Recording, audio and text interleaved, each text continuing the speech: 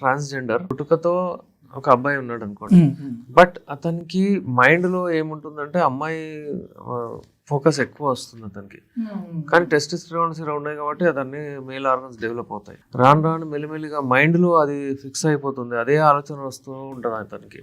అది జెనెటికల్లీ ఉంటుంది. ఇక అతను అటే అట్రాక్ట్ అవుతా ఉంటాడు. దాని తర్వాత మెల్లిగా కన్వర్ట్ అయిపోతాడు. ఇప్పుడు ఏం చేస్తున్నారు, ఒకవేళ ఆపడానికి ట్రై చేశారు. ప్యూబర్టీ ఏజ్ లో ఎప్పుడైతే టెస్టోస్టెరాన్ ఉంటుంది కదా, అప్పుడు ఆ సర్జ్ అంటారు దాన్ని, అక్కడ తక్కువ చేయడానికి ప్రయత్నించి ఆపారు. చాలా మందికి ట్రై చేశారు. ఇంకేంటంటే ఈ సర్జరీ చేసుకొని కొంతమంది చేంజ్ కూడా చేయించుకున్నారు. అది అడ్వైజబుల్ కాదు. ఇప్పుడు ఇంకో అబ్బాయి కూడా ఉండే, నేను చూశాను అబ్బాయికి.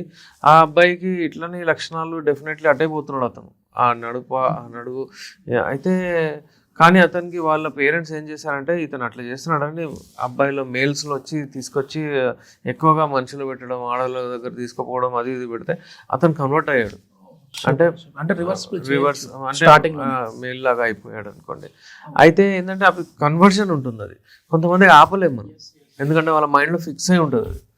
అయితే అదొక రకమైన ప్రాబ్లం, ఏం చెప్పలేము దాన్ని, కానీ అట్లా ఉంటుంది. వాళ్ళు హ్యాపీగానే ఉంటారు. ఇప్పుడు ఐడెంటిటీ దొరికిన తర్వాత వాళ్ళు మంచిగానే ఉంటున్నారు.